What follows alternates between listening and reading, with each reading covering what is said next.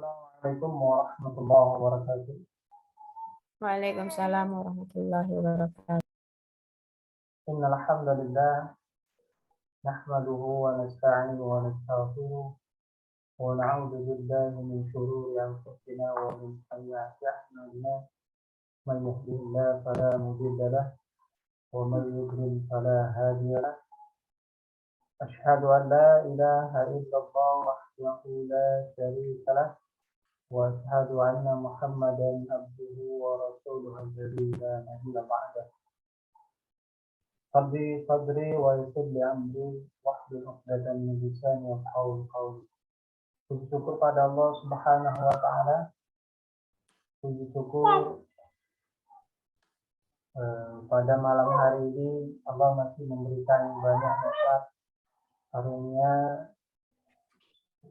termasuk nikmat Islam, nikmat iman, sehingga kita masih dalam keislaman, dan kita juga masih diberikan oleh Allah curahan karunia keberkahan umur, insya Allah, dengan kita masih meluangkan waktu kita untuk menghadiri majelis-majelis ilmu yang insya Allah akan menambah amal maupun bekal kita di dunia ya. Kemudian salawat dan salam tidak lupa selalu kita sampaikan kepada kita Nabi Muhammad Shallallahu Alaihi Wasallam. Satu-satunya tauladan kita, satu-satunya kedua ketika kita ingin selamat di dunia maupun nanti di akhirat, bahagia di dunia maupun di akhirat, kita tidak lain dan tidak bukan, kita hanya mengikuti beliau saja. Alhamdulillah ini kita ketemu di pertemuan ke-24. Insyaallah kalau saya tidak salah ini bagian akhir dari bab firqah kapitalis ya. Mudah-mudahan nanti kita sama-sama bisa mendengarkan dan menyaksikan maupun kajian-kajian yang sebelumnya, Bapak Ibu jamaah pemirsa sekalian bisa melihat rekaman dari sesi yang pertama dari mukadimah kitab, bahkan yang untuk malam hari ini bisa dilihat di channel YouTube kita terpapar ya, lihat jelas begitu jika ada yang mengulang-ulang kajian yang sebelumnya dibahas. Alhamdulillah guru kita sudah hadir di tengah-tengah kita. Insyaallah kajian ini akan kita mulai. Gimana Tad? Ya, mangga. Alhamdulillah. Yep. Begitu waktu dan kesempatan oleh guru kita Tad hari tafadhol. Ya, bismillahirrahmanirrahim. Assalamualaikum warahmatullahi wabarakatuh. Alhamdulillahilladzi khalaqal mauta wal hayata liyabluwakum ayyukum ahsanu amala. Asyhadu an la ilaha illallah wahdahu la syarikalah wa asyhadu anna sayyidana Muhammadan abduhu wa rasuluh alladzi la nabiyya ba'dah. Allahumma sholli ala Muhammad sayyidil mursalin wa imamil muttaqin wa ala alihi wa sahbihi wa man da'a bi da'wati ila yaumil qiyamah amma ba'du.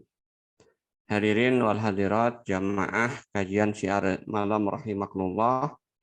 Alhamdulillah pada kesempatan malam ini kita masih diberikan kesehatan oleh Allah Subhanahu wa taala ya, dan juga berbagai nikmat yang Allah berikan kepada kita ya. Sehingga malam ini kita bisa bertemu kembali untuk melanjutkan kajian pembahasan buku ya, bahas buku tentang sistem ekonomi Islam karya Syekh Taqiyuddin An-Nabhani. Mudah-mudahan Bapak Ibu sekalian dalam keadaan sehat walafiat ya, dan juga bisa mengikuti acara ini sehingga kita bisa berdiskusi dengan baik. Baik, saya izin ya untuk share Azhar. Malam ini kita akan membahas terkait dengan asuransi ya. Jadi asuransi dalam pandangan Islam ya. Nanti saya sedikit mungkin meluas kan di akhir itu nanti juga membahas kita asuransi syariah atau takaful ya. Tapi kayaknya nggak malam ini, mungkin minggu depan ya. Malam ini kita akan fokus ke terkait dengan asuransi konvensional, baik menurut Syekh Taqiyuddin. Nah, nanti kita akan tambahkan bagaimana hukum asuransi tersebut menurut ulama yang lainnya ya. Pertama terkait dengan pengertian asuransi dan fakta asuransi ya. Jadi kalau kita perhatikan, asuransi itu berasal dari bahasa Arab, atau dalam bahasa Arabnya asuransi itu adalah takmin. Takmin itu berasal dari kata amanah, ya, bukan beriman tapi ya keamanan, yang memiliki arti memberikan perlindungan, ketenangan, rasa aman dan bebas dari rasa takut. Jadi kata dasarnya itu ya tadi ya. Jadi amanah, aman, itu merupakan kata dasar dari takmin, sehingga muncul kalau kita lihat nanti itu kata-kata yang mirip. Kan? Misalnya al-amanu minal khauf, aman dari rasa takut. Kan? Al-amanatu zidul khianat, ada kata juga amanah. Amanah sebagai lawan kata dari khianat. Ada juga kata iman. Nah, jadi satu kata itu kan. Kata iman itu lawan dari kekufuran, dan juga ada kata al-amna atau iqa'ul amanah, memberikan rasa aman. Nah, tentu ini bukan makna istilah, makna bahasa, dan ini sebenarnya tidak menjadi pegangan ketika kita membahas hukum. Ketika kita membahas hukum terkait dengan asuransi atau takmin, itu tentu kata atau istilah yang kita gunakan adalah istilah syar'i, kan, atau istilah umum, kan, definisi dari sebuah istilah, kan. Nah, baik, kita lihat apa sih pengertian asuransi ya atau takmin dalam bahasa Arab, kan.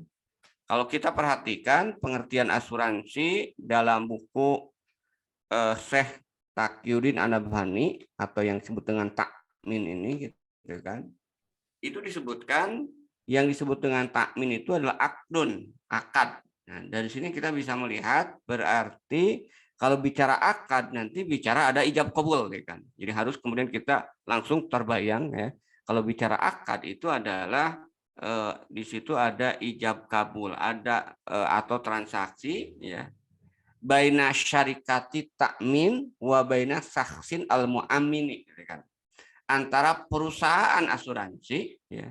Jadi akad atau transaksi antara perusahaan asuransi dan individu yang ditanggung atau peserta asuransi ya, yang yatlubu fihi ya, yang di mana pihak tertanggung al-mukmin tadi, kan, atau peserta asuransi meminta kepada atau menuntut kepada syarikat takmin, perusahaan asuransi, an tu'tiyahu ta'ahudan. Nah, ini ya. Untuk memberikan janji. Ini kata kunci yang penting, kan. Jadi, untuk memberikan janji, apa janji yang kemudian diberikan? Tidak lain itu adalah ganti rugi, kompensasi ya. Kepada siapa? Kepada peserta asuransi. Jadi dari sini kita bisa memahami berarti asuransi itu sebenarnya ya kan, itu adalah apa istilahnya itu, bisnis ya, transaksi. Perusahaan asuransi menanggung sesuai dengan yang di klausal pertanggungannya, tergantung ya, nanti ada kematian, kehilangan, kesehatan atau pendidikan, karena sekarang berkembang asuransi gitu kan. Nah, untuk mendapatkan tanggungan ya, maka peserta itu membayar premi. Jadi peserta membayar premi untuk mendapatkan pertanggungan tersebut. Nah, secara umum kalau kita lihat, asuransi itu ada 2 jenis atau 3 ya. Yang pertama adalah asuransi jiwa, yang kedua asuransi barang atau asuransi jasa. Jadi ini jenis asuransi yang ada di tengah-tengah masyarakat. Itu saya kira secara faktanya, ya kan? Fakta yang terkait dengan asuransi. Nah, bagaimana kemudian mekanisme proses yang terjadi dalam bisnis asuransi? Kalau kita perhatikan mekanisme atau apa istilahnya itu terjadinya asuransi, ya kalau kita lihat berarti di sini ada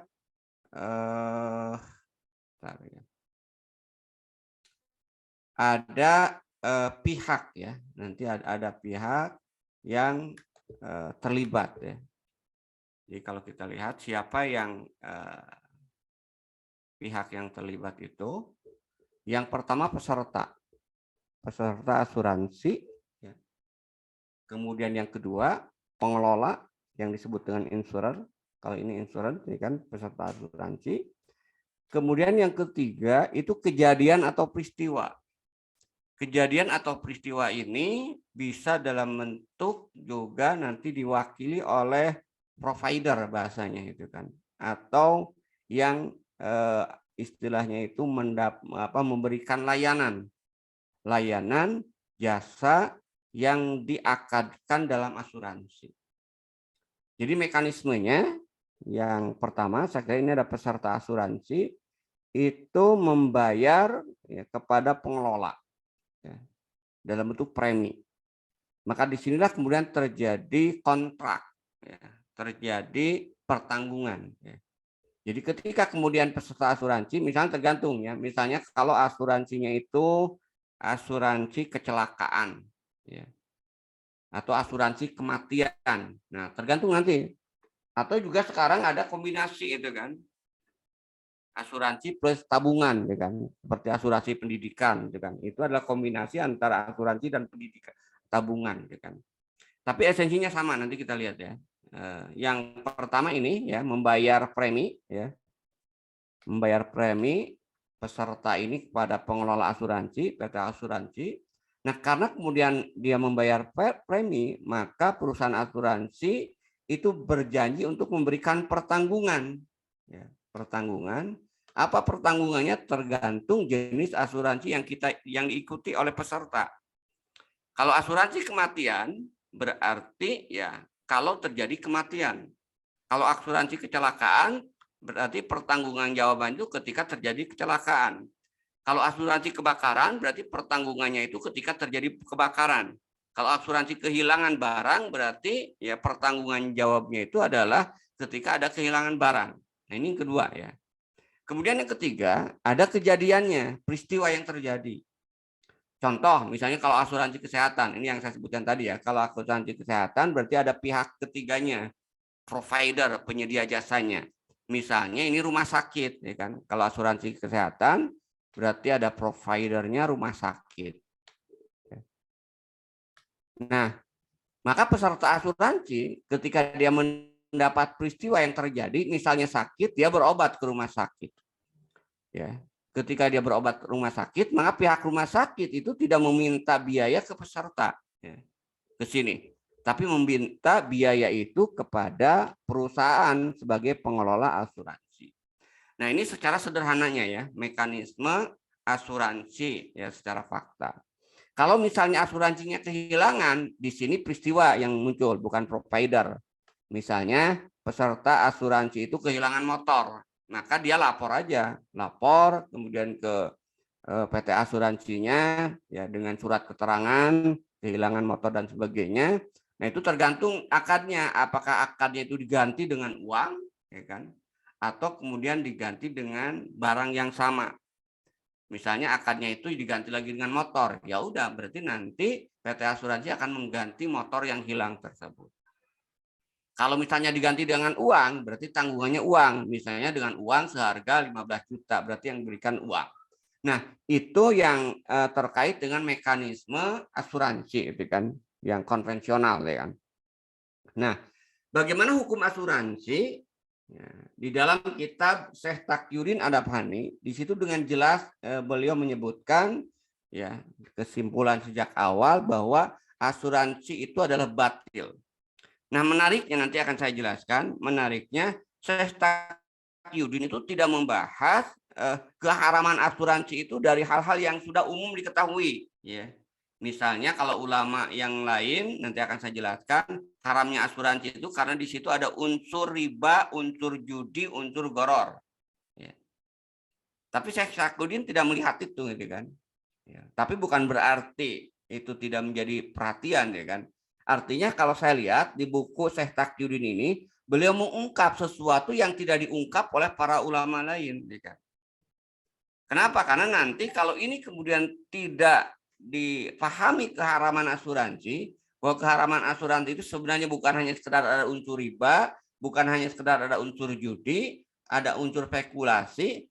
Nah, maka kalau hanya sekedar ini, nanti ketika dihilangkan unsur ribanya, unsur judinya, maka seolah-olah kemudian menjadi halal, gitu kan.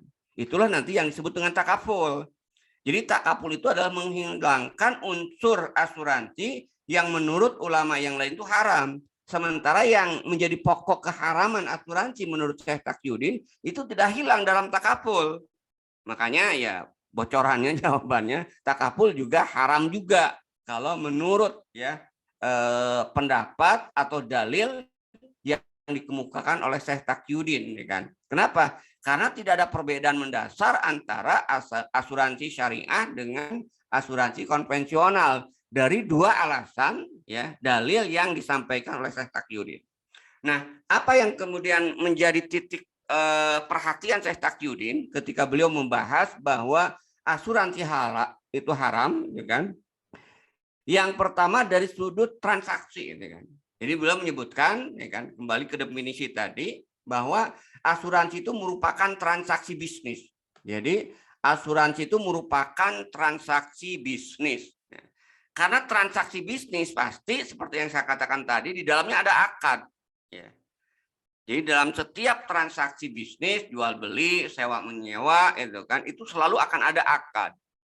Nah, akad dalam sebuah transaksi itu minimal ada 3. Ya.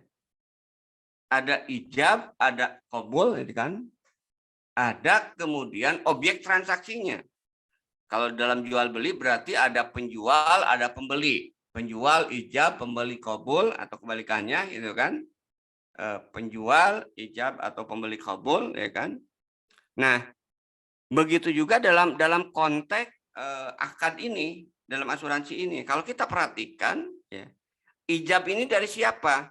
Ijab ini berarti dari peserta asuransi. Kemudian qabulnya siapa? Qabulnya itu dari perusahaan asuransi. Nah, kemudian yang ketiga ada objek transaksinya, apa yang ditransaksikan. Jadi kalau ijab qabul, walaupun mungkin dari sisi ijab qabulnya apakah sesuai dengan syariat atau tidak, itu kan. Tapi kalau kita lihat kan dari ijab qabul itu katakanlah perikatan lah ya. Ijab qabul itu adalah kesepakatan, bisa tertulis, bisa juga secara lisan. Anggaplah asumsi bahwa dalam perusahaan asuransi itu juga ada ijab dan qabulnya, ada kesepakatan yang disepakati antara peserta asuransi dengan perusahaan asuransi. Nah, tapi yang ketiga ini, yang menurut Syekh Taqiyuddin An-Nabhani, haramnya asuransi itu adalah karena objek transaksinya itu tidak memenuhi syarat transaksi yang sah menurut syariat Islam. Kenapa? Karena kalau kita bicara tentang syarat transaksi yang sah menurut syariat Islam, transaksi itu harus terjadi tadi pada barang dan jasa. Nah, ini mungkin pengamatan fakta ya, pengamatan fakta. Jadi dalilnya itu ini terkait dengan fakta af'al Rasul dan para sahabat ketika terjadi bisnis. Jadi kalau ditanya dalilnya bahwa transaksi itu harus terjadi pada barang dan jasa, ada enggak nas hadisnya? Memang nas hadisnya enggak ada, gitu kan? Secara khusus, gitu kan? Yang melarang bahwa transaksi itu bukan pada barang dan jasa. Tapi fakta kalau kita lihat, fakta bahwa transaksi yang terjadi pada masa Rasulullah, para sahabat itu, kalau dia tidak pada barang ataupun jasa. Kenapa? Karena transaksi itu esensinya itu untuk mendapatkan manfaat. Ya. Dan manfaat itu hanya didapatkan ketika seseorang itu mendapatkan barang atau jasa. Nah, sementara dalam asuransi itu tidak mendapatkan manfaat barang atau jasa. Yang didapatkan dalam asuransi itu adalah janji. Nah, ini gitu kan. Nah, sehingga Jangankan janji yang tidak mendapatkan apa-apa ya. Kalau bahasa sekarang mah itu PHP itu kan, pemberi harapan palsu itu kan. Janji itu kan belum jelas itu kan. Bisa terrealisasi bisa tidak itu kan. Gitu kan. Jadi, nah sementara kalau kita lihat kan dalam bab-bab transaksi terkait dengan jual beli, selain ijab qabul ada objek transaksinya. Barang yang ditransaksikan itu ada syarat-syaratnya. Harus halal gitu kan. Misalnya itu kan harus objeknya itu barang itu bisa diserahkan. Kita nggak boleh misalnya menjual burung ya, di mana burungnya itu sedang terbang gitu kan. Nah ini saya jual burung, mana burungnya tuh ambil sendiri, sedang ada nongkring di pohon, itu nggak boleh gitu kan. Ada aja tapi tidak kemudian bisa diserahkan, itu tidak boleh. Nah apalagi ini gitu kan, ini contoh untuk lebih memahami kan. Kok kenapa janji itu tidak boleh menjadi objek transaksi gitu kan. Barangnya ada aja, kalau itu tidak bisa diserahkan itu tidak sah gitu kan. Apalagi ini janji, apa yang dapatkan jadi ini nggak ada.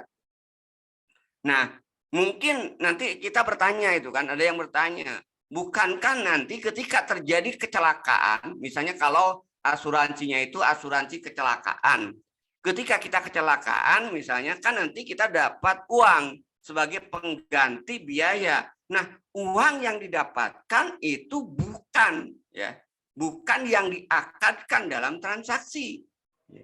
Uang yang didapatkan itu sebagai konsekuensi dari janji itu kan. Sementara janjinya sendiri makanya tadi kan kalau tidak terjadi kecelakaan ya maka nggak ada objek transaksinya itu kan. Bukan barang bukan jasa.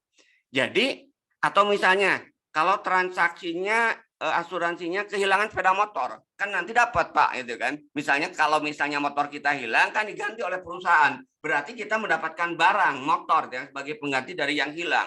Nah, apakah ini tidak disebut dengan barang? Tidak. Ya. Kenapa? Karena motor itu ada karena konsekuensi dari janji. Jadi akadnya itu bukan pada motornya, tapi pada janji akan mengganti motor kalau hilang. Itu janjinya, gitu kan. Jadi bukan motornya. Maka apa? Kalau tidak terjadi kehilangan, maka sampai kapanpun tidak akan ada penggantian motor. Nah, karena itu menurut Syekh Taqiyuddin sekali lagi, ya transaksi asuransi itu terjadi pada janji, bukan pada barang ataupun jasa. Nah, karena itu dari sudut pandang ini, maka asuransi hukumnya haram. Itu menurut Syekh Taqiyuddin. Ya. Nah, nanti kita lihat ya di takaful juga sama unsur ini ada. Artinya yang ditransaksikan itu sama janji, ya cuman antar peserta itu saling menjamin. Itu ya yang pertama. Kemudian yang kedua, Syekh Taqiyuddin An-Nabhani juga menjelaskan keharaman asuransi itu dari aspek penjaminan. Ya. Karena faktanya sering, tadi kan saya sebutkan bahwa asuransi itu adalah penjaminan, ya kan, pertanggungan, ya kan. Nah, kalau kita perhatikan dari aspek yang kedua ini, ya kan, jadi yang kedua, keharaman yang kedua menurut Syekh Taqiyuddin, ya, terkait dengan sudut jaminan, ya kan. Jadi dalam asuransi tidak terjadi, kenapa kemudian haram? Karena tidak terpenuhi unsur doman, unsur jaminan secara syar'i. Itu yang kedua kesimpulannya ya. Jadi yang pertama tadi haramnya asuransi karena transaksinya bukan pada barang dan jasa. Transaksi yang kemudian diakadkan itu pada janji. Itu yang keharaman pertama. Keharaman yang kedua menurut Syekh Taqiyuddin, kalau dari sudut pandang yang kedua itu terkait dengan doman, pertanggungan. Ini juga haram. Kenapa? Karena pertanggungan yang ada dalam asuransi itu tidak sesuai atau tidak jalan dengan pertanggungan yang sah menurut syariat. Nah, nanti kita akan detailkan juga. Nah, jadi kenapa kemudian dilihat dari perspektif ini? Syekh Taqiyuddin ingin melihat dalam perspektif lain, kan? Karena ada juga ulama yang mengatakan bahwa ini kan kaitannya dengan jaminan, saling tolong menolong, menanggung saudara kan. Karena ada juga yang mengatakan ta'awanu 'alal birri wa taqwa, asuransi itu kan tolong menolong, ta'awun gitu kan. Kenapa kok ta'awun jadi haram? Nah, maka kita lihat ya. Kenapa kemudian muncul istilah ta'awun? Karena di sini ada pertanggungan, ya. Ada saling membantu gitu kan. Nah, di dalam pertanggungan ini, ya, karena akuntansi itu disebut dengan pertanggungan, akad pertanggungan, akad doman.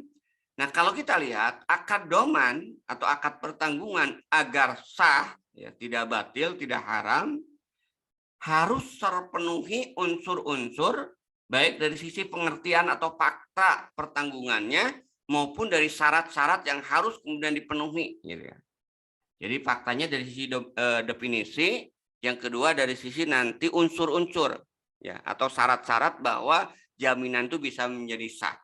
Yang pertama, jaminan itu apa sih sebenarnya? Di buku Syekh Takuddin disebutkan yang disebut dengan doman, jaminan dalam asuransi itu adalah pemindah dalam syariat, definisi sesuai dengan syariat nanti pemindahan harta pihak penjamin, lomin disebutnya, pada pihak yang dijamin, madmun anhu, dalam menunaikan satu hak.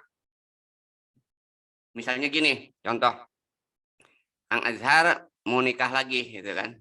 Nah, cuman kesulitan untuk memberikan mahar. Nah, kemudian ada Agnia kontakan Kang Azhar, udahlah, Ustaz Azhar nikah aja, gitu kan? Nanti saya yang menanggung maharnya. Nah, mahar ini kan kewajiban. Jadi ada sesuatu yang wajib ditunaikan. Jadi Kang Azhar harus menunaikan, membayar mahar, ya. Dan kalau tidak dibayar itu jadi utang. Makanya mahar boleh ngutang juga itu kan. Ya. Tapi tetap harus dibayar. Nah, tapi nanti bisa yang lain yang nanggung. Udah kamu nikah aja gitu kan. Nanti saya yang bayar maharnya. Nah, itu contoh ya. Itu adalah jaminan doman menurut syariat. Jadi ada perpindahan kepemilikan untuk menunaikan kewajiban. Perpindahan kepemilikan apa? Perpindahan harta dari si Agnia tadi kepada Kang Azhar untuk diberikan kepada pengantin wanita itu kan. Berarti ada 3 pihak itu kan. Ada pengantin pria yang mendapat jaminan, ya, yang dijamin, ya. Kemudian ada agnianya, penjamin, kemudian ada pengantin wanitanya yang dijamin, ya, yang mendapat jaminan, yang dijaminnya itu kan pengantin laki-lakinya itu kan. Nah, itu 3 unsur itu kan. Jadi ada 3 unsur, ada juga tadi pemindahan hak ya untuk menunaikan kewajiban. Nah, sementara kalau kita lihat nanti kita kiaskan ya. Nah, jadi seperti yang saya katakan tadi, di dalamnya itu ada pemindahan harta seseorang kepada pihak lain yang berarti di sana juga harus tadi ya, ada domin penjamin, ada madmun anhu yang dijamin, ada madmun lah yang menerima jaminan. Nah, dalam konteks tadi berarti yang menerima jaminannya itu adalah pengantin wanita ya. Kemudian yang penjaminnya itu adalah agnia ya. Ini agnia ya. Kemudian madmun anhu yang dijamin itu adalah pengantin pria. Nah, itu 3 pihak ya dalam akad ini. Kemudian berikutnya ada kewajiban yang harus ditunaikan. Apa kewajiban yang harus ditunaikan? Tadi mahar. Ya. Ini mahar kewajiban yang ditunaikannya. Ya. Mahar. Kemudian yang ketiga, kalau kita lihat ya dari fakta tadi, jaminan itu merupakan penunaian hak harta tanpa kompensasi apapun. Maksudnya apa tanpa kompensasi? Si agnia ini ketika menjamin pengantin pria, ya itu pengantin prianya itu tidak bayar. Ya. Ya kalau bayar namanya utang, bukan menjamin, gitu kan? Juga tidak bayar premi, ya seperti dalam asuransi. Nah ini harus clear, itu kan, harus paham, itu kan, sehingga nanti kita terapkan ke dalam konteks asuransi. Nah, tentu ketika 3 hal ini ya, pertama ada 4 berikan. Pertama harus ada pemindahan harta, kemudian harus ada 3 pihak, penjamin, kemudian yang dijamin dan yang menerima jaminan. Yang ketiga harus ada harta yang kebaikan, ya. Yang keempat, tidak boleh itu ada kompensasi, artinya tanpa kompensasi. Ini kan perlu dalil, ya. Karena kalau tanpa dalil, ya itu namanya ngarang gitu kan.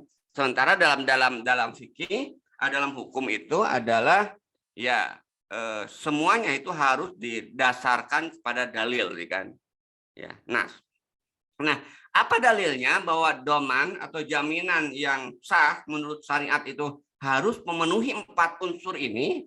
Itu didasarkan kepada hadis Rasulullah SAW yang terkait dengan, nah ini mah contohnya orang yang meninggal punya utang. Jadi saya contohnya 2 supaya ini ya. Yang tadi terkait dengan pernikahan, yang kedua terkait dengan orang yang meninggal. Ini hadisnya ya. Dalam hadis ini kita bisa melihat fakta terkait dengan doman syar'i, gitu kan, jaminan syar'i. Jadi hadis diriwayatkan oleh Abu Daud dari Jabir radhiyallahu an, Rasulullah dia mengatakan kana Rasulullah SAW la yusalli ala rajulin mata wa alaihi dain.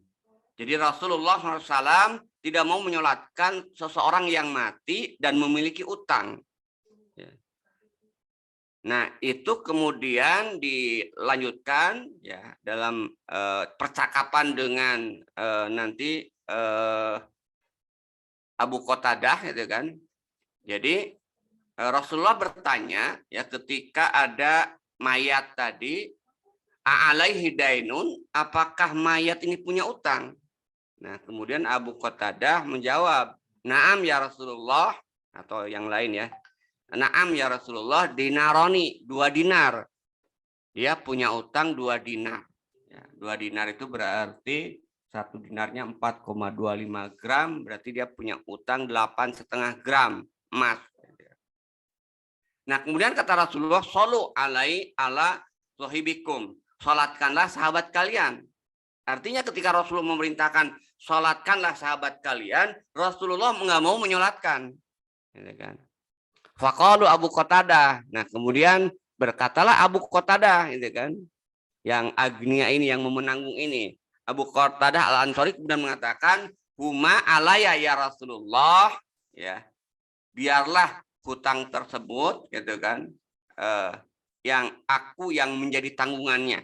Kedua dinar tadi ya. Kedua dinar tadi, maka aku yang menanggungnya ya Rasulullah, kata Abu Qatadah. Nah, baru Rasulullah menyatakan fasala alaihi qala sabi Jabir ya. Jabir mengatakan fasala alaihi Rasulullah sallallahu, maka Rasulullah SAW mau menyolatkan mayat tersebut. Nah, ini doman ya. Doman syar'i ya, tanggungan syar'i. Nanti kita analisis itu kan hadis ini, kemudian kita nanti aplikasikan dalam konteks asuransi. Nah, dari peristiwa ini kita bisa melihat ya, pertama ya, kalau kita lihat pihak yang menjaminnya ada. Siapa pihak yang menjamin atau penanggung tadi? Domin itu Abu Qatadah. Abu Qatadah mau membayarkan utang. Nah, gitu kan. Orang mayit yang punya utang. Itu yang pertama. Nah, dari sini itu terpenuhi unsur doman. Apa unsur doman? Terjadi pemindahan kepemilikan harta kepada si mayit. Jadi 2 dinar, itu kan, dari harta uang Abu Qatadah pindah ke mayit. Untuk apa? Untuk membayar hutang mayit kepada yang mengutangkan kepada si mayit. Nah, jadi ini ada hak harta yang harus ditunaikan. Kalau saya dalam kasus contoh pernikahan tadi, itu adalah mahar. Dalam kasus contoh ini, hak yang harus ditunaikan itu adalah utang. Jadi ada utang ya yang harus ditunaikan oleh si mayit ya. Ya si mayit ya mungkin karena nggak ada ahli warisnya atau kemudian miskin, ya kan, nggak bisa membayar utang. Abu Qatadah kemudian langsung membayar utang itu, berjanji ya untuk membayarkan utang. Itu yang pertama dan kedua ya sekaligus ya. Yang kedua itu ada pihak yang dijamin atau tertanggung. Siapa? Ya si mayit ini. Jadi si mayit itu tertanggung. Dia nggak usah lagi bayar utang, gitu kan. Sehingga kalau misalnya dia masuk dalam kategori mati syahid, udah bisa masuk surga, gitu kan. Karena nggak ada utang. Karena kalau ada utang nanti bisa terhalang. Nah, yang ketiga ada yang mendapat jaminan. Siapa yang mendapat jaminan? Ini majhul. Karena dalam hadis itu, jadi yang mendapat jaminannya boleh majhul, kan? Yang mendapat jaminan itu siapa? Orang yang memberi utang kepada jenazah tersebut, pada mayit tersebut. Nah, ini terpenuhi kan semua unsur zaman sesuai dengan syariat yang kita lihat dari hadis ini. Nah, kita lihat sekarang aplikasikan ke dalam asuransi untuk menghukumi asuransi. Apakah asuransi itu bisa nggak menggunakan akad? Ya, nggak jadi boleh kan? Kalau kita lihat dalam asuransi ternyata tidak terpenuhi syarat-syarat zaman yang sah tadi. Ya. Yang pertama itu tidak ada pemindahan hak seseorang kepada orang lain. Artinya apa? Tidak ada kewajiban yang harus ditunaikan. Untuk lebih realnya gini ya, sambil contoh, kan. Misalnya tadi asuransinya itu asuransi kehilangan sepeda motor. Peserta itu hilang sepeda motor. Pertanyaannya, ada nggak kewajiban untuk mengganti? Kepada siapa? Ya, peserta ini, orang yang kehilangan motor ini, menimbulkan utang nggak? Menimbulkan kewajiban nggak untuk mengganti? Itu nggak ada. Itu musibah aja. Oh, motor saya hilang, ya udah gitu kan. Jadi tidak ada kewajiban. Apakah ada kewajiban? Misalnya gini, si A kehilangan motor, wah kamu si B harus mengganti. Kan enggak itu kan. Kenapa? Ya hilang, wong dia hilang oleh dia sendiri itu kan. Kalau hilang oleh orang lain, nah mungkin gitu kan, ada kewajiban untuk mengganti. Ini hilang oleh sendiri, itu enggak ada kewajiban untuk mengganti. Nah, karena tidak ada kewajiban untuk mengganti, maka sebenarnya itu tidak ada pemindahan hak milik, gitu kan? Dari siapa? Dari PT asuransi kepada peserta. Tidak ada itu, tidak ada pemindahan hak milik. Kenapa? Karena tidak ada kewajiban yang harus ditanggung akibat kehilangan tadi. Nah, sementara ya penggantian motor yang didapatkan itu bukan karena hilangnya sepeda motor, gitu kan? Tapi karena perusahaan peserta asuransi tadi itu membayar premi, ya kan? Jadi itu konsekuensi dari membayar premi, gitu kan? Karena kalau dia hilang motor, ya, kemudian dia tidak membayar premi, kemudian minta diganti oleh perusahaan asuransi, nah itu akan dikatakan orang gila, gitu kan? Anda gila, gitu kan? Nggak bayar apa-apa, tiba-tiba minta diganti, gitu kan? Artinya apa? Yang kedua berarti di sini ada, kalaupun mau dipaksain doman tadi ya, faktanya memang bukan doman, kalaupun dipaksakan ini juga menyalahi. Kenapa? Karena doman dalam syar'i tadi, dalam syariat, dalam hadis yang disebutkan di awal tadi, itu tanpa kompensasi. Jadi baru kalau dia kemudian mengganti tanpa harus membayar polis, itu masih masuk gitu kan. Tapi kan dia mengganti karena membayar polis. Nah, itu yang poin pertama ya, untuk mengkamper dua hal tadi. Jadi yang pertama tidak sejalan dengan doman dalam syariat Islam itu, karena yang pertama tadi sebenarnya tidak ada hak yang wajib ditunaikan, karena di sana tidak ada utang, tidak ada juga mahar, kalau dalam kasus contoh yang saya sebutkan. Yang kedua, itu juga tidak sejalan dengan doman menurut syariat, karena pengalihan hak itu disertai dengan kompensasi. Sementara menurut syariat pengalihan hak itu harus tanpa kompensasi. Itu yang pertama ya. Jadi tidak terpenuhi dua unsur tadi, gitu kan. Yang kedua, dalam asuransi sebenarnya tidak ada pihak yang dijamin. Madmun anhu, gitu kan. Kenapa? Karena PT asuransi tersebut tidaklah memberikan jaminan doman kepada seseorang yang harus memenuhi hak. Jadi tadi PT asuransi itu memberikan jaminan apa? Enggak ada itu kan.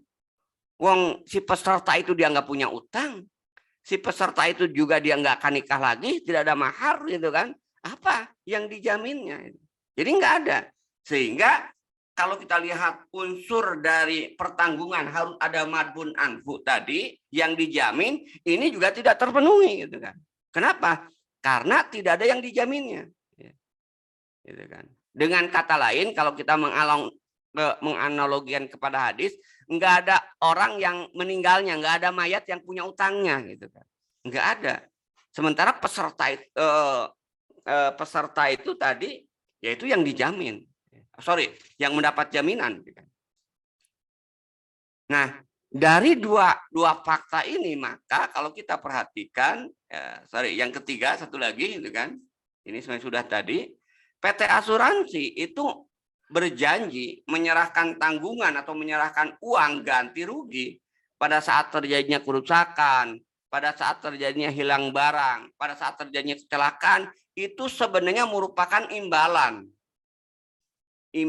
sejumlah premi yang diserahkan oleh pemegang polis.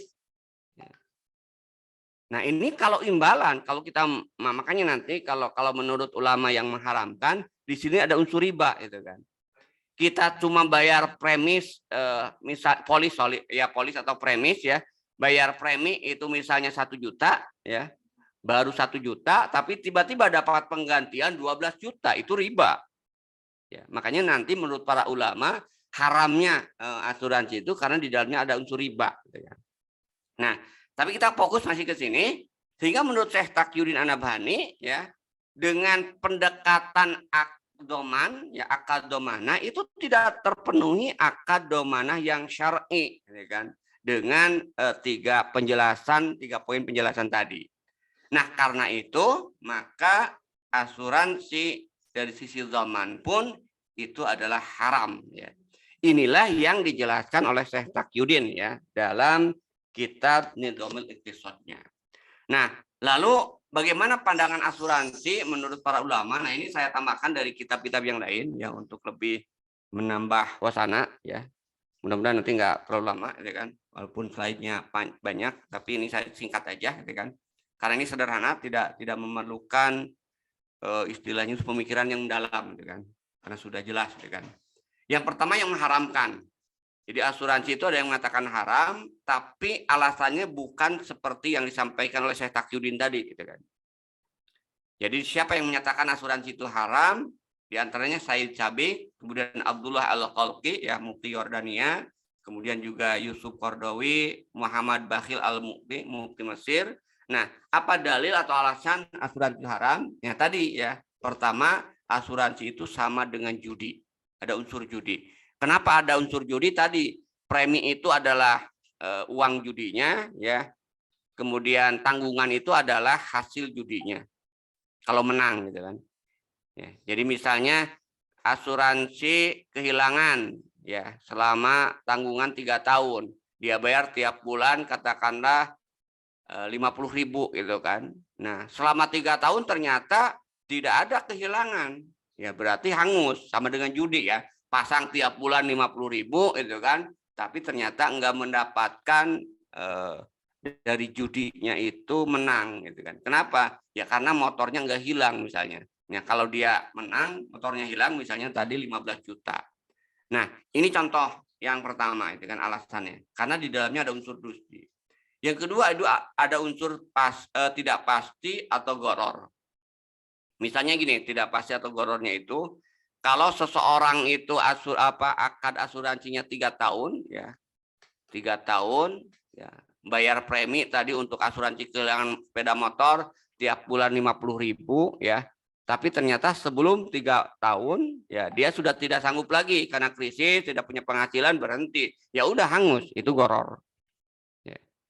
Kemudian yang kedua ada unsur riba. Kenapa ada unsur riba? Itu 2 itu kan.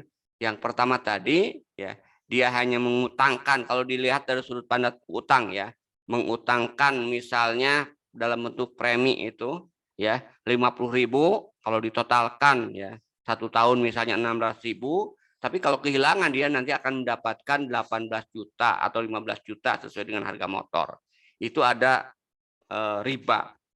Atau juga ada yang mengatakan riba itu karena di dalamnya itu perusahaan asuransi ya itu mengembangkan hartanya itu dengan jalan tabungan ribawi, sehingga nanti yang diberikan juga itu adalah terkait dengan riba. Itu yang kedua ya, alasan ulama yang mengharamkan asuransi. Yang lain maksudnya kontemporer.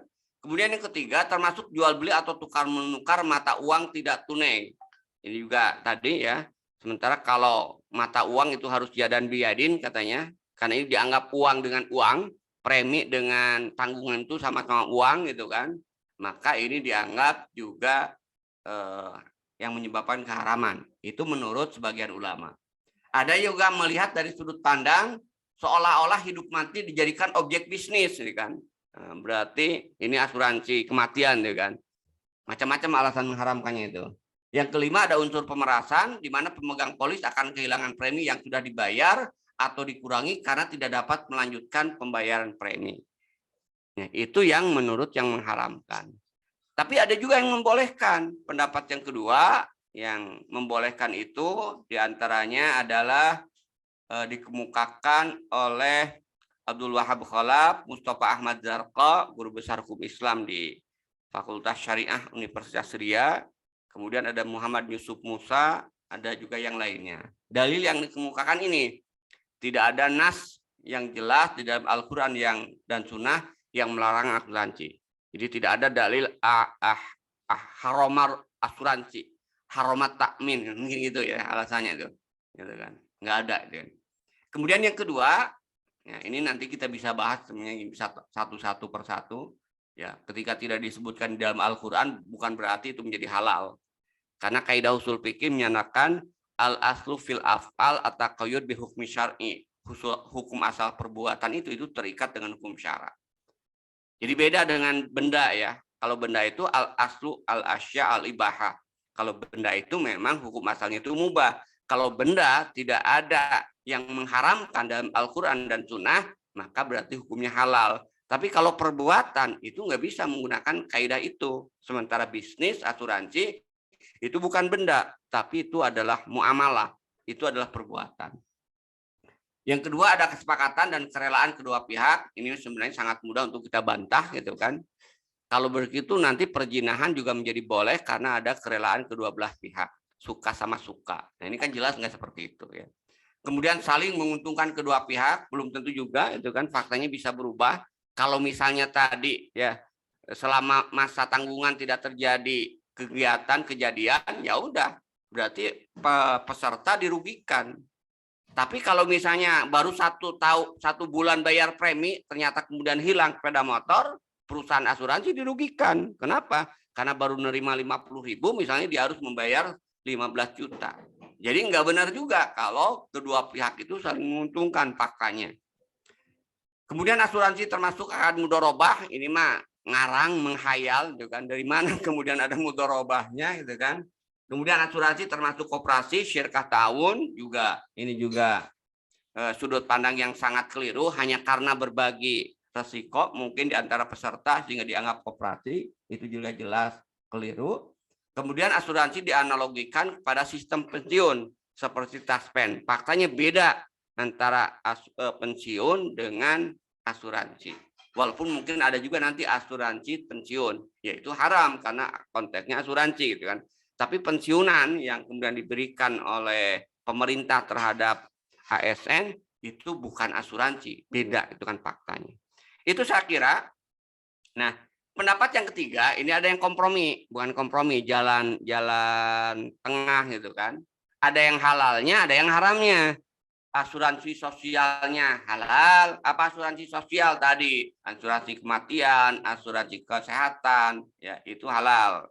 Ada yang haram, komersial. Apa yang komersial? Tadi asuransi kebakaran, asuransi jaminan barang, pengiriman barang, itu komersial. Katanya haram, itu kan.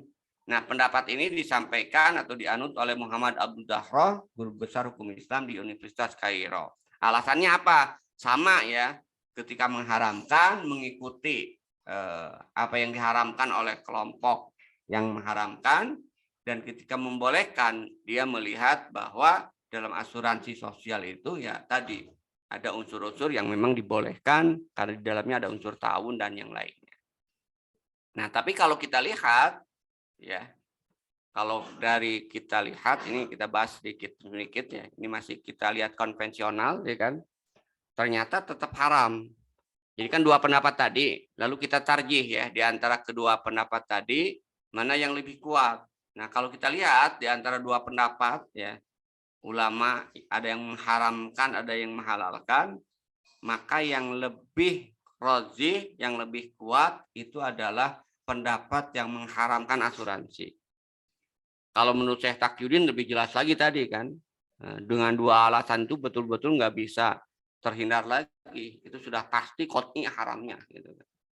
Nah sementara memang kalau kita lihat, kalau menggunakan para ulama tadi bisa debatable kan, ulama maksudnya ulama yang kesininya gitu kan. Nah tapi kalau kita bandingkan antara yang menghalalkan dan mengharamkan, maka ternyata yang lebih kuat itu adalah yang mengharamkan. Alasannya apa? Yang pertama, asuransi tijari, asuransi yang mencari keuntungan dengan semua jenis hukumnya itu haram. Kenapa? Pertama, perjanjian asuransi merupakan perjanjian penggantian harta yang mengandung ketidakpastian dan memuat bahaya yang sangat banyak. Ketidakpastian itu yang disebut dengan gharar. Nah, maka menurut ulama yang mengharamkan, asuransi itu adalah jual beli gharar. Nah, ini bisa juga sebenarnya karena kalau kita lihat tadi kan nggak jelas objeknya, nggak ada, bukan nggak jelas bahkan. Kalau gharar kan objeknya masih ada ya, tapi kemudian tidak bisa diserahkan seperti di sini kan, menjual burung yang terbang di udara itu gharar. Nah kalau asuransi itu bukan lagi menjual burung di udara, ya, menjual sesuatu yang tidak ada, janji gitu kan. Itu yang pertama ya. Yang kedua, kalau kita lihat kenapa tetap haram, kan? Asuransi itu termasuk judi, kan? Kenapa judi? Karena tadi itu kan. Judi karena di dalamnya itu tadi orang bayar 50.000 bisa nanti mendapatkan 15 juta dan itu tidak pasti, bisa dapat bisa tidak, ada kalah ada menang gitu kan. Maka masuk dalam kategori judi dan judi tentu jelas-jelas kemudian diharamkan oleh Allah Subhanahu wa taala. Kemudian yang ketiga ada unsur riba tadi itu kan. Karena keuntungan yang didapatkan oleh perusahaan asuransi itu tanpa imbalan, sedangkan keuntungan nasabah itu merupakan tambahan dari harga pokok yang tidak ada imbalannya. Dan larangan riba itu sangat keras. Jadi tadi ya. Jadi yang ketiga itu mengandung unsur riba. Yang keempat, yang kelima, keempat atau kelima, berarti keempatnya nggak ada. Salah ngasih nomor. Yang keempat, perjanjian asuransi di dalamnya mengandung pengambilan harta orang lain dengan tanpa imbalan. Ini merupakan batil. Artinya tadi ketika orang bayar, ini sudut pandangnya ya, ketika orang bayar premi, tapi dia tidak mendapatkan apa-apa, ya berarti itu adalah mengambil harta orang dengan cara batil. Menurut fakta yang disampaikan oleh ulama yang mengharamkan ini. Padahal mengambil harta dengan batil itu kemudian diharamkan oleh Allah Subhanahu wa taala seperti dalam Al-Qur'an surat An-Nisa ayat 29. Yang kelima, perjanjian asuransi mewajibkan sesuatu yang tidak diwajibkan oleh syariat. Kenapa? Karena perusahaan asuransi tidak membuat kecelakaan dan tidak melakukan perkara yang menyebabkan kecelakaan, tapi ia wajib membayar klaim. Ini logis juga kan? Sama seperti tadi, ini sudut pandang itu mirip seperti yang disampaikan oleh Syekh Taqiyuddin tadi. Jadi perusahaan asuransi itu kan tidak menyebabkan seseorang celaka, tidak menyebabkan juga seseorang kehilangan motor, kenapa tiba-tiba harus mengganti itu kan? Nah ini kan yang syarat yang itu menurut pendapat ulama ini itu tidak memenuhi unsur-unsur syarat yang disahkan oleh syariat. Kan? Baik, itu saya kira minggu depan insya Allah kita akan detilkan lebih khusus terkait dengan asuransi syariah. Kenapa nggak kita bahas sekarang? Ini akan cukup waktunya. Karena ada sedikit perbedaan nanti antara asuransi konvensional dengan asuransi syariah.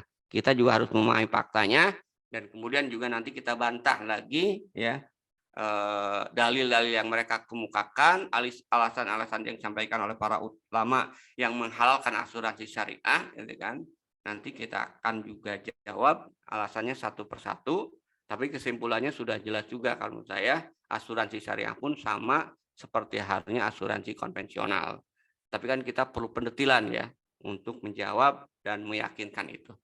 Itu barangkali Azhar yang bisa saya sampaikan pada kesempatan malam ini terkait dengan hukum asuransi dalam pandangan Islam menurut Syekh Taqiyuddin An-Nabhani maupun yang saya sampaikan tambahannya dari beberapa ulama yang lainnya. Monggo atau mangga kalau ada yang mau didiskusikan, saya persilahkan. Ya, alhamdulillah Bapak Ibu jamaah sekalian, sama-sama kita baru mendengarkan pemaparan penjelasan dari Ustaz Arif berkaitan tentang seputar hukum asuransi. Yang ini berkaitan dengan asuransi yang beliau coba dua sesi ya, bagi dua sesi. Yang pertama malam hari ini yang konvensional, asuransi konvensional, yang insya Allah di waktu yang akan datang masuk di sesi yang syariah ya. Ya, alhamdulillah Bapak Ibu, jika ada yang ingin bertanya atau ada mungkin di antara kita ada yang menjadi peserta ya, mungkin ya, atau keluarga ingin bertanya misalnya berkaitan dengan asuransi konvensional sekitarnya, silakan bisa dengan respon atau melalui komentar.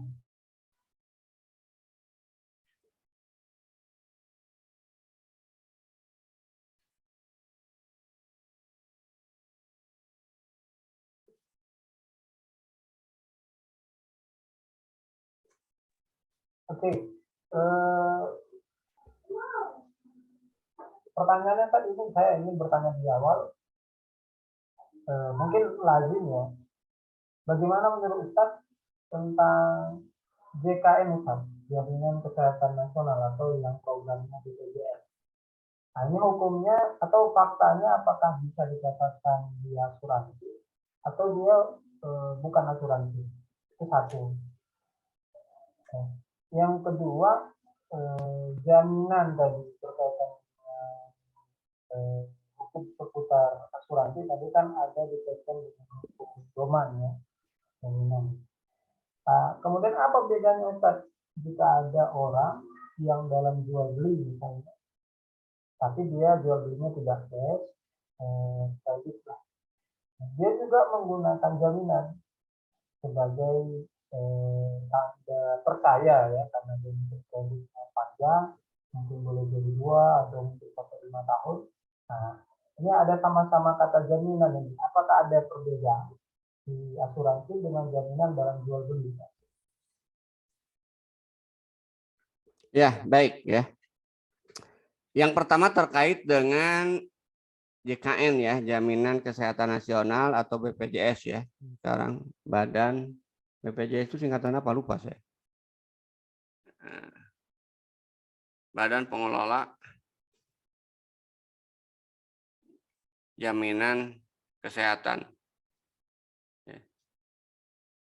Nah, kalau kita lihat ini yang kita lihat ya. Jadi JKN Jaminan Kesehatan Nasional atau juga BPJS tadi ya, Badan Pengelola Jaminan Pelayanan Kesehatan. Kok saya lupa kepanjangan BPJS bentar.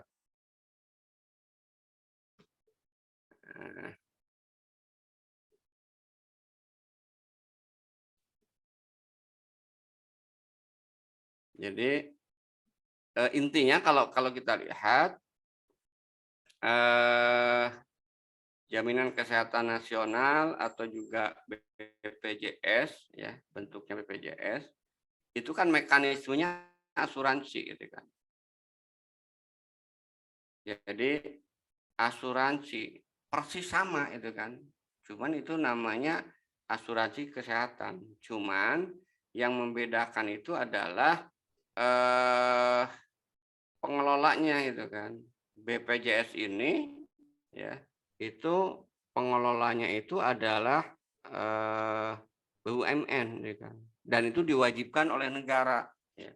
Sementara asuransi kesehatan yang lainnya ya itu tidak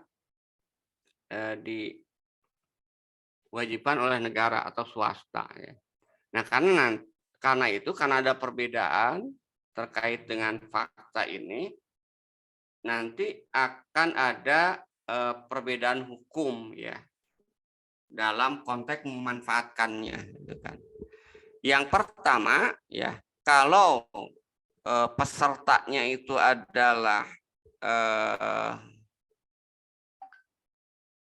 didaftarkan oleh yang memberikan kerja, jadi karena itu diwajibkan kan, artinya yang diwajibkan oleh kerja ya. Kalau ASN pemberi kerjanya siapa? Pemerintah, yang bayar preminya itu pemerintah. Kemudian yang kedua, kalau swasta, perusahaan swasta, seorang karyawan bekerja di perusahaan swasta itu yang istilahnya itu yang membayarnya itu adalah perusahaan, walaupun biasanya 50-50 ya. Misalnya sebagian diambil dari gaji karyawan, sebagian diambil dari kas perusahaan. Nah, dua kategori ini ya sebenarnya sama ya. Jadi adalah siapa yang membayar preminya ya. Kalau ASN tadi yang membayar preminya itu adalah negara, atau orang miskin nanti ada juga jam keskin ya, jaminan kesehatan untuk orang miskin, sebenarnya BPS juga kartu miskin ya kan. Dia preminya itu dibayar oleh pemerintah yang disebut dengan bantuan penerima premi gitu kan. Jadi ini dibayar oleh pemerintah. Nah, ini ya kalau statusnya sama mekanismenya asuransi, tapi kalau memanfaatkan karena ini dipaksa itu mubah ya memanfaatkannya. Begitu juga ketika kita karyawan dari sebuah perusahaan ya. Karena yang jadi BP itu Badan Penyelenggara Jaminan Sosial. Jadi baru ingat ya. Jadi kalau yang dibayar oleh perusahaan ya, seseorang menjadi karyawan di perusahaan karena yang bayar perusahaan dan itu juga diwajibkan oleh negara, maka memanfaatkannya juga boleh. Itu kategori peserta yang pertama itu kan. Ya. Kategori yang kedua, peserta BPJS yang itu dia bukan karyawan, dia bukan juga ASN, dia daftar sendiri. Nah, ini pure mekanismenya mekanisme asuransi. Ya, maka ini masuk dalam kategori yang diharamkan memanfaatkan dan mendaftar sebagai peserta BPJS. Kenapa? Ya, karena ini sebuah asuransi yang persis sama seperti yang kita jelaskan tadi. Nah, kenapa kalau kemudian pesertanya itu adalah ASN, pesertanya itu adalah pekerja, itu kemudian hukumnya boleh memanfaatkan karena di situ ada paksaan dan di situ ada kewajiban. Sebenarnya kewajiban negara untuk memberikan jaminan kesehatan kepada para pekerjanya, para rakyat, Nah, sebenarnya kalau kita dilihat secara utuh bungkusnya, secara umum, ya BPJS itu kan asuransi, ya. Secara umum itu haram, ya. Haram, kenapa? Karena dua ya. Pertama tadi menggunakan asuransi, dan yang kedua haramnya itu adalah negara lepas tangan untuk mengurus rakyat dalam konteks kesehatan. Haramnya BPJS dan JKN itu dua itu. Secara umum ya. Cuman ketika bagaimana memanfaatkan BPJS atau JKN, nah itu tergantung. Makanya ada dua yang saya katakan tadi. Yang pertama itu adalah yang dipaksa untuk membayar, mengikuti. Nah kalau yang dipaksa siapa? ASN dan pekerja. Karena dia dipaksa, maka rupi al-qalam kan, istilahnya itu. Maka dia mubah untuk memanfaatkan fasilitas BPJS dan JKN. Ya. Tapi kalau yang mandiri tanpa ada paksaan, kalau sekarang katanya paksaan kan, sampai juga semua disyaratkan, sebenarnya boleh memanfaatkan ketika sudah dipaksa, gitu kan. Tapi kalau misalnya ada sukarela, boleh daftar BPJS, boleh tidak, ya berarti itu pure asuransi yang status hukumnya kemudian diharamkan. Itu ya Kang Azhar yang pertama terkait dengan BPJS, terkait dengan JKN ya. Jadi ada yang haram, ada yang halal, memanfaatkannya ya, tergantung faktanya. Walaupun payungnya BPJS dan JKN sendiri karena itu adalah asuransi ya, payungnya itu haram ya kan. Yang dilakukan oleh negara. Kenapa? Alasannya dua yang saya katakan tadi. Pertama, negara lepas tangan, tanggung jawab, ya, menyerahkan urusan kesehatan pada swasta atau dengan mekanisme asuransi. Dan yang kedua, yaitu adalah asuransi itunya sendiri. Dulu kan Pak Ma'ruf Amin sebelum dia ada kepentingan mengatakan asuransi BPJS haram. Nah, kenapa? Karena tadi salah satu dibilang kezaliman pemerintah. Tapi ketika dia menjadi pemerintahnya, dia mengatakan sunnah, gitu kan? Karena BPJS itu ta'awun, tolong menolong. Nah, ini adalah inkonsistensi pendapat, ya kan? Karena didasarkan kepada wallahu alam kepentingan. Itu yang pertama. Yang kedua, doman, ya kan? Hampir sama sebenarnya dalam konteks asuransi ini dengan konteks juga doman jaminan dalam masalah utang piutang. Di situ ada pengalihan harta untuk menunaikan kewajiban, gitu kan? Cuman bedanya itu ya kalau doman dalam konteks tadi ya yang hadis di Abu Qatadah itu nggak ada kaitannya dengan transaksi bisnis. Sementara jaminan dalam konteks utang piutang itu ada transaksi bisnis, gitu kan? Nah, jadi seseorang dia punya utang, ada transaksi tidak kredit, kemudian dia memberikan jaminan untuk meyakinkan bahwa ketika dia tidak mampu membayar, ya, maka ada pegangan bagi orang yang memberikan utang. Ya. Dan itu ya hukumnya mubah, gitu kan. Tapi tetap kalau kita lihat yang membedakannya itu kan dengan jaminan dalam asuransi, ya kalau jaminan dalam konteks bisnis ini, ya utang piutang ini sampai pada waktu tertentu, ya itu harta yang dijadikan jaminan itu tidak bisa dialihkan. Tidak bisa dialihkan kepada pihak yang menerima jaminan, tetap, gitu kan. Jadi jaminan harta itu merupakan hak yang punya utang. Baru ketika sampai batas waktu itu tidak bisa terpenuhi hutangnya, itu juga tidak langsung dijabel, istilahnya diambil. Tapi ditanya dulu, gitu kan. Karena kan langkah syariat, kalau menurut syariat seseorang itu tidak punya, ketika dia tidak mampu membayar ditanya, dan sunnah itu memberikan keleluasaan, diundurlah. Kalau misalnya harus bayar bulan Agustus, sekarang nggak punya uang, oke lah September. Nah ternyata September nggak bayar juga. Nah barulah yang barang jaminan nanti bisa dijual ya untuk menutupi utang. Nah nanti beda jaminan di sini sebenarnya konteksnya lebih tepatnya ke pegadaian, ya kan. Jadi kalau jaminan dalam konteks bisnis ini biasanya borah, jaminan ini kaitannya dengan bank, kaitannya dengan pegadaian. Nah kalau zaman dalam konteks asuransi tadi itu kaitannya dengan asuransi. Tapi dari sisi fakta jaminannya ada kesamaan, ya, walaupun dalam fakta yang berbeda, dalam transaksi yang berbeda. Itu ya barangkali ya, Kang Azhar. Alhamdulillah, baik Ustaz. Ini ada pertanyaan Ustaz, cuman sedikit diulang Ustaz. Mungkin beliau kelewatan dari ibu ya atau mbak. Apa Ustaz jika ini berkaitan dengan asuransi tadi Ustaz? Apa Ustaz jika didaftarkan perusahaan dengan pembayaran salary 50% perusahaan, setengahnya lagi gaji pegawai, apakah tetap boleh memanfaatkannya Ustaz? Karena di situ karyawan ikut membayar premi 50%. Mohon penjelasannya kembali. Nah ini tergantung ininya, tergantung dua hal ya. Yang pertama perusahaan asuransi, bentuk asuransinya.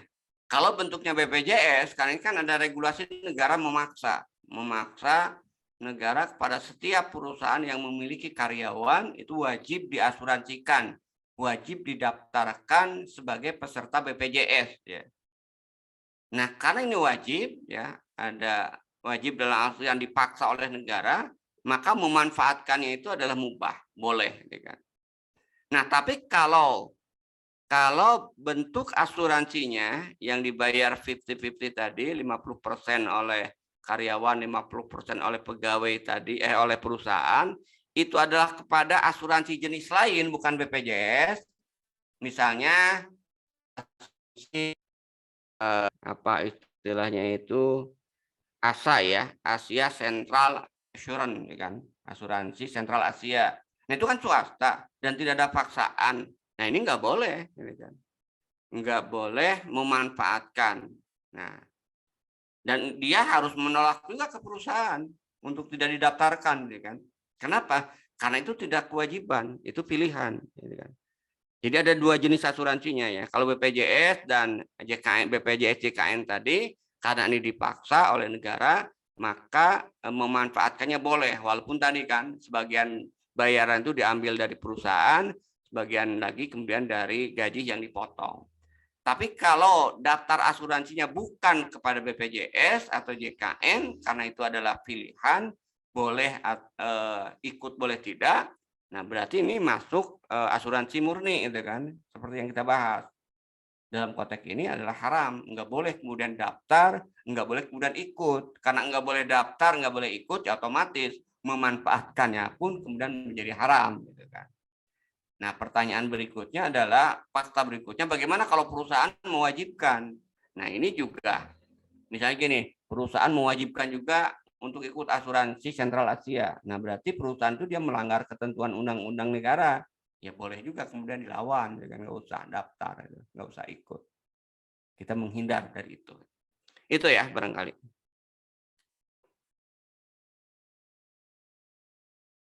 Ya, alhamdulillah. Tapi umumnya kan kayaknya perusahaan harus mengikut sertakan ya pada umumnya dengan undang-undang tenaga kerjaan. Informasinya memang harus didaftarkan ke badan asuransi.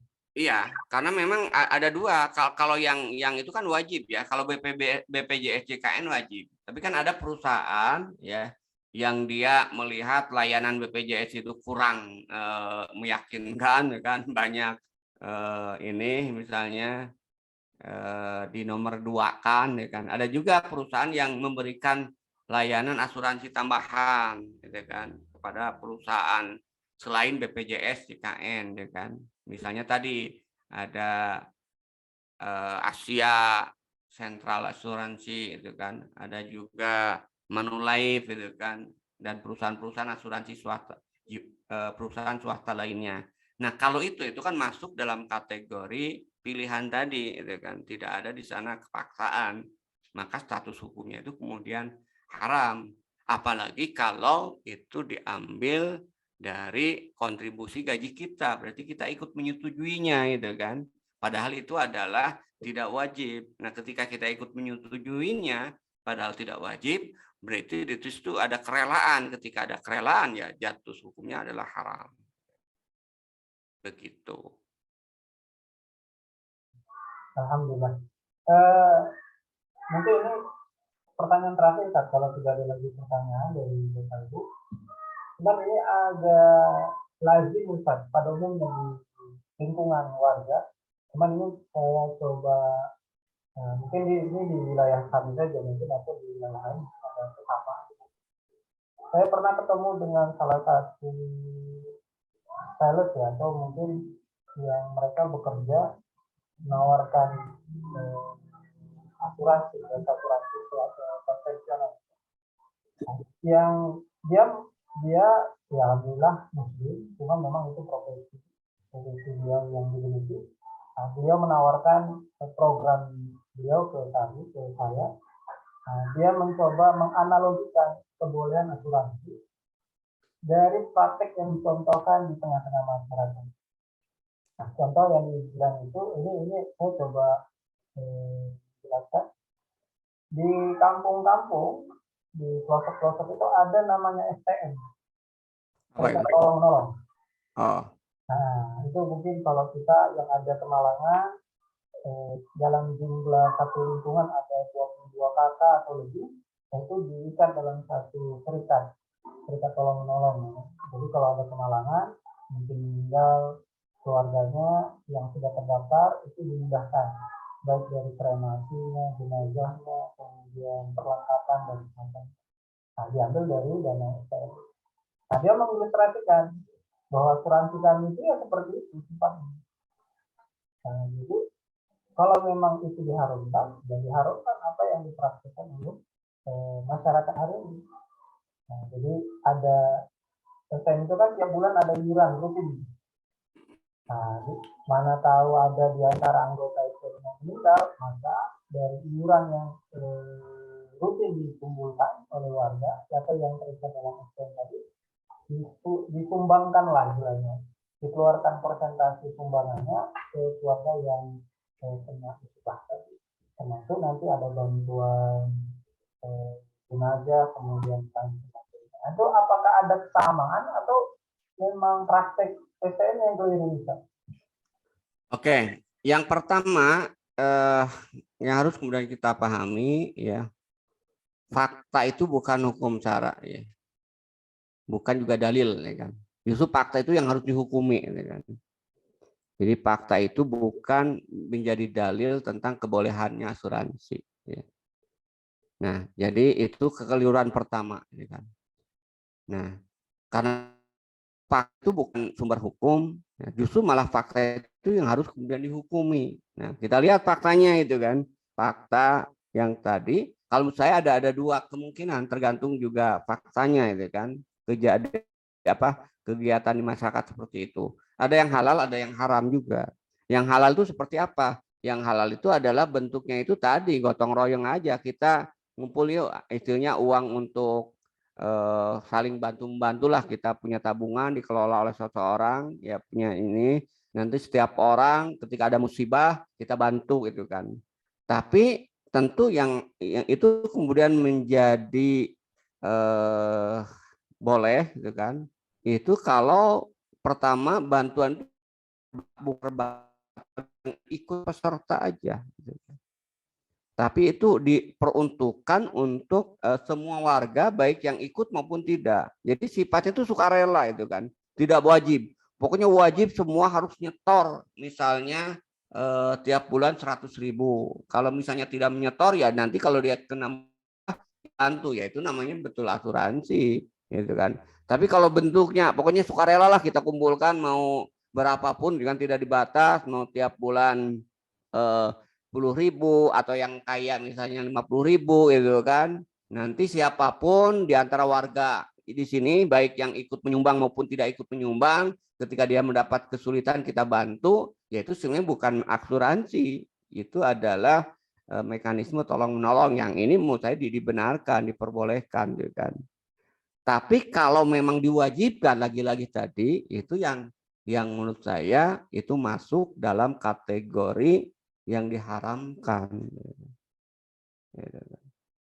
Kenapa? Karena kalau sudah diwajibkan berarti ya tadi kalau dia tidak ikut ya tidak mendapatkan itu. Nah, itu adalah kezaliman justru yang terjadi di masyarakat. Itu ya saya kira ya. Jadi di titik perbedaannya itu pertama dari sisi iurannya apakah sukarela atau diwajibkan. Ketika diwajibkan ada jumlah yang sama atau beda. Yang kedua dari sisi cakupan peserta yang kemudian ditolongnya itu kan. Apakah hanya sekedar peserta yang bayar saja atau bisa juga warga yang kemudian tidak mampu bayar pun dibantu dari dana itu. Nah, itu sebenarnya kalau misalnya tadi mekanismenya bebas iurannya, semua warga yang kemudian baik yang bayar iuran ataupun tidak kemudian akan mendapat bantuan, ya itu masuk dalam kategori kebaikan tolong menolong ya. Nah, nanti memang nanti ada juga nanti dalil ya yang nanti mungkin minggu depan kita akan jelaskan ya. Ya, ini mirip ya, mirip tolong menolong yang itu juga dijadikan dalil sama untuk membolehkan asuransi. Nanti kita lihat juga ada perbedaan fakta dengan perbedaan fakta. Memang ada dalil. Jadi ini sederhana dalilnya itu. Jadi pada masa itu ya di para sahabat ketika sedang berjihad, tiba-tiba mereka kehabisan bekal. Ada yang kehabisan bekal, gitu kan? Maka untuk menjamin semua ini yang tadi kan, untuk menjamin semua, maka bekal-bekal yang ada dikumpulkan, sehingga yang sudah habis pun dapat jatah, gitu kan. Nah, sehingga kemudian mereka bersama-sama, itu kan, makan bersama-sama dari hasil bekal yang dikumpulkan tadi, itu kan. Itu kemudian nggak bisa sebenarnya dijadikan dalil untuk asuransi nanti karena faktanya beda, gitu kan. Begitu ya. Nanti lebih jelasnya insya Allah minggu depan ya tentang hadis itu. Memang ada hadis yang seolah-olah mirip seperti yang Azhar tadi sampaikan, iuran di masyarakat untuk kemudian saling menanggung, gitu kan. Tapi justru itu pun dikritisi ya, karena faktanya beda dengan asuransi atau takaful. Jadi yang mohon faktanya begitu pula Ustaz, bahwa dipatok tiap bulan ada iuran 15.000 atau sampai 20.000, kemudian yang dapat tanggungan atau semacam sumbangan sumbangan kemalangan itu yang terdaftar aja, yang nggak terdaftar. Nah, itu kan udah enggak ini ya, itu berarti ya mirip mekanismenya ya dengan asuransi. Yang begini nggak bisa dimasukin Ustaz. Nah, yang intinya jelas itulah bahwa fakta itu tidak boleh jadikan sumber hukum, justru fakta itu yang harus kita hukumi. Ya, alhamdulillah. Berarti ini menjadi mungkin studi kasus ya, yang boleh jadi bukan hanya di tempat saya, mungkin juga ada di lingkungan jamaah ataupun kaum muslimin yang memang berangkat dari niat yang baik, cuman boleh jadi caranya yang memang perlu dibenarkan ya, atau caranya harus dicari yang lebih tepat ya. Ya, alhamdulillah sekarang sudah 21 lewat 32, dan insya Allah mungkin pertanyaan tadinya akan melebar nanti, dan mungkin bisa didiskusikan nanti insya Allah seperti yang disampaikan oleh Ustaz Ari di pekan yang akan datang. Mudah-mudahan kita semua yang berhadir malam hari ini ataupun yang menyaksikan nanti melalui YouTube bisa bergabung langsung di pekan depan ya. Sebelum kami tutup, kami bertanya dulu, Ustaz, ada yang mau disampaikan sebagai penutup sesi malam ini? Cukuplah, kita nantikan pembahasan berikutnya asuransi syariah, gitu kan, dalam pandangan syariat. Asuransi syariah menurut syariat Islam. Ini lebih menarik sebenarnya ya. Alhamdulillah, ya mudah-mudahan pertanyaan terakhir ini atau pertanyaan tadi yang masuk bisa menjadi sasaran yang kita mungkin mengalami atau yang kita bersinggungan dengan fakta. Mungkin ada yang sebagai karyawan atau suami dengan karyawan atau anak dengan karyawan yang kebetulan bekerja di publik atau sektor-sektor swasta yang didaftarkan sebagai BPJS, sudah bisa mengambil sikap seperti apa semestinya dalam pemanfaatan BPJS. Ataupun kita yang nanti akan mendapatkan penjelasan langsung, penjelasan lebih detail tentang semacam lembaga serikat ya, kalau menolong di warga kita dalam meringankan orang yang kemalangan ya. Insya Allah pertanyaan akan datang untuk lanjutan ini. Terima kasih kami ucapkan kepada Bapak Ibu jamaah sekalian yang telah bergabung maupun yang nanti menyaksikan melalui channel YouTube kami, ataupun khususnya kepada diri kita Ustaz Ari nanti yang telah bersedia menyiapkan waktu dan memaparkan materi di sela kesibukan beliau. Mudah-mudahan beliau tetap dalam keadaan sehat dimudahkan urusannya. Dan Bapak Ibu sekalian, mohon maaf jika ada pertanyaan yang mungkin pertanyaannya selesai ya, nggak ada lagi. Kita tutup kajian ini dengan bacaan hamdalah, alhamdulillahirabbil alamin, dan doa kita majlis.